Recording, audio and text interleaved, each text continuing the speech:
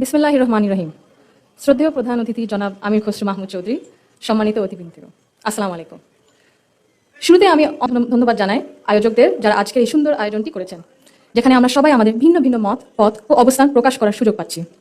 আজ আমরা যারা এখানে উপস্থিত, আমরা সবাই একরকম নয়। আমাদের আদর্শ আলাদা, অভিজ্ঞতা আলাদা, দৃষ্টিভঙ্গিও আলাদা, কিন্তু তারপরেও আমরা একসাথে বসেছি, আলোচনা করছি, কারণ আমরা সবাই দেশের জন্য, দেশের মানুষের জন্য ভাবছি।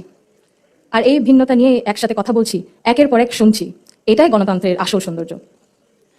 আমার আগে যারা সম্মানিত প্যানেলিস্টরা কথা বলেছেন, তাদের সবাইকে আন্তরিক ধন্যবাদ জানাই। আপনারা অনেক কিছু বলেছেন, হয়তো বা আমিও বলে ফেলবো। সো আমাদের একটা মাইন্ডসেট আই থিঙ্ক সিমিলারিটি আছে। আমার খুব ভালো লেগেছে শুনে। আমি আজ এখানে দাঁড়িয়েছি ভিন্ন এক অনুভূতি ও আবেগ নিয়ে। বাংলাদেশের এই পলিসি লেভেলটায় আমার প্রথম বক্তব্য এটা। আমি এমন কেউ নয় যার কাছে সব প্রশ্নের উত্তর আছে বা সব সমস্যার সমাধান জানা আছে। তবু আমি বিশ্বাস করি, নিজের ছোট্ট জায়গা থেকেও সমাজের জন্য, দেশের জন্য কিছু করার আন্তরিকতা আমাদের সবার মধ্যে থাকা উচিত। আজ আমি এসেছি শুধু শুনতে, শিখতে এবং একসাথে কাজ করার মনোভাব নিয়ে এগিয়ে যেতে। Today's dialogue is about women shaping the nation.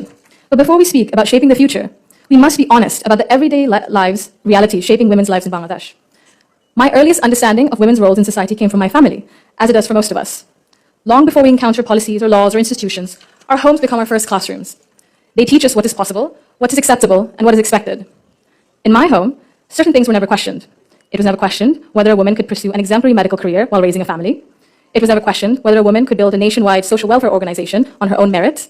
It was never questioned whether a woman was fit to lead, to command authority in a room full of men. And it was never questioned whether the men in our lives would stand alongside the women in their lives as equals.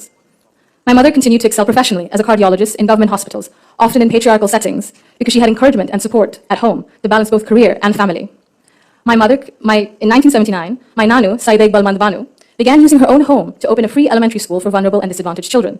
What began as a personal act of care grew into one of the earliest NGOs in Bangladesh, Shurubhi, creating meaningful and lasting change in young people's lives. The belief that women's dignity must be recognized both privately and publicly was also reflected in my grandparents' lives and leadership beyond our family. My grandfather, President Zia Rahman, understood that development was incomplete if women were excluded. He saw women as capable contributors at home, at work, and in public life. And that belief carried into the choices he made as a leader. Under his leadership, the expansion of the garment sector meant millions of women entered formal work for the first time, gaining independence and income. The creation then of the Ministry of Women's Affairs reflected a conviction that improving the lives of women and girls required intention and structure. These were not just policy decisions, but they were an extension of the values that he lived by personally. That foundation was carried forward by my grandmother, Begum Khaleda Zia, who understood the transformative power of education that gave women voice, choice, and confidence. Under her leadership, girls' education was treated as a right, not a privilege. Free secondary schooling, alongside programs such as Food for Education, Cash for Education, helped keep millions of girls in schools and change the course of families across the country. Her Female Secondary School Assistance Project achieved gender parity for the first time in secondary education and became a model replicated beyond Bangladesh. আমি যদি একটু সময় নিয়ে actually একটা ঘটনা মনে এসেছে দাদুর ব্যাপারে, এটা বলতে বলতে। দাদু যখন আমাদের সাথে লন্ডনে ছিলেন গত বছর প্রথমের দিকে, উনি যখন এসেছিলেন তখন হাসপাতালে ছিলেন কিছু চিকিৎসার জন্য। ওখানে বিভিন্ন দেশ থেকে নার্স ছিল, ডাক্তার ছিলেন, এবং একটি নার্স ছিলেন নাইজেরিয়া ওয়েস্ট আফ্রিকাতে। আমার বা একদিন দাদুকে সকাল সকাল দেখতে গেছিল। তো নার্স তারপরে বলেছে যে, ও আমি তো আপনার মাকে চিনেছি। আম্মু আব্বু বললো, কিভাবে? আপনার মাই প্রথম ইলেক্টেড প্রাইম মিনিস্টার বাংলাদেশের না? আম্মু আব্বু তো অবাক, হ্যাঁ আপনি কিভাবে জানেন? তো নার্স তারপরে বললো যে, আপনাদের যে উনি যে এত কিছু করেছেন এই মেয়েদের শিক্ষার জন্য, specially primary education, food for education, cash for education, এগুলো আমাদের সরকার ওই 35-30 বছর আগে দেখে ইমপ্লিমেন্ট করেছিল। আর ওই কারণে লক্ষ লক্ষ মেয়েরা গ্রাম অঞ্চলে, ওদের দেশে গ্রাম অঞ্চলে বিভিন্ন জায়গা সদরে এখনো শিক্ষা পাচ্ছে, অন্তত প্রাইমারি এডুকেশন লেভেলে। সো ভাবলাম একটু শেয়ার যদি করি, এখানেই করবো আপনাদের সাথে। জি। She also understood that education alone was not enough if women were not supported to remain in public and economic life. Supporting women to access credit, build livelihoods, and grow small businesses mattered. So did recognizing the realities of motherhood, of childcare, and that required systems being strengthened around maternity leave and childcare, which she did. That is because women were made to choose between family and participation in the economy. For me, these legacies show the values that I saw both reflected at home and in public. I was privileged to grow up surrounded by exceptional women, confident, capable, and accomplished. I was equally fortunate to have male role models, including my father and my grandfather, who valued those women and never felt threatened by their strength or ambition.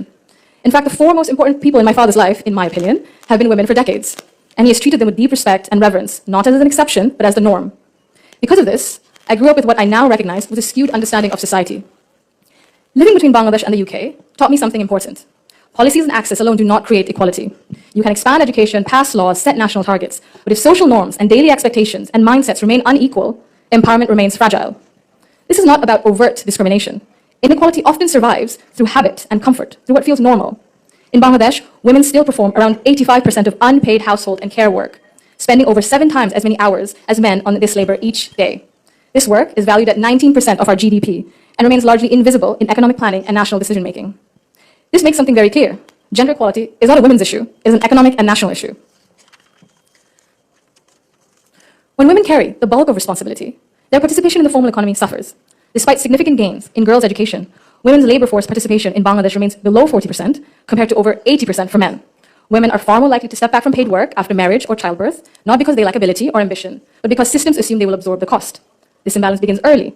Girls are expected to adjust their ambitions around family needs, while boys are rarely taught that responsibility and care are shared obligations. Over time, this became structural and progress stalls. Women are already leaders, and many of those leaders are in this room today. Women who have carried institutions, families, movements, and communities forward, generation after generation.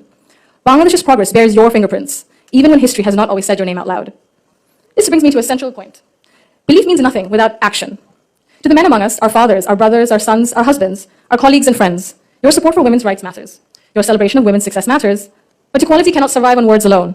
If systems and expectations continue to rely on women's sacrifice as the default, inequality continues comfortably. Fathers, in particular, I believe, have a unique role in breaking this cycle. I'm an only child, and I never was once made to feel that my parents wished for a son instead. My father once scolded someone for even asking that question. He understood that while I was treated with respect and care at home, the world outside would not always be the same. So he made sure that I could navigate it with confidence. What shaped me were not his speeches, but his consistency. Through his daily choices, he showed me what I should expect from the world. This is how change becomes sustained. When men confront, in our lives, in our homes, unconscious bias, honestly, and model their behavior through respect and action, they create space for women, not just to survive, but to thrive. In Bangladesh, the cost of inaction is visible. Girls' dropout rates sharply rise during adolescence. Women in public life, in leadership, face harsher judgment. In Bangladesh alone, there's a statistic that 78% of women have faced harassment online, primarily from Facebook. Education and opportunity collapse if inequality at home and in mindset remains untouched. And for a country facing climate change, economic and political transition, demographic pressure, Bangladesh cannot afford to sideline half its population through exhaustion and social expectation. When women are welcomed rather than sidelined, they do not only change their own lives, they change the future of their families and the future of the nation. If Bangladesh wants real progress, not symbolic success stories, but sustained national development, then empowerment cannot stop only in classrooms, only in offices or policies. They must reach our homes, our institutions, and our mindsets, and it must be the responsibility of all of us. I thank you all for engaging in an inclusive dialogue today that reflects the true spirit of progress. Thank you.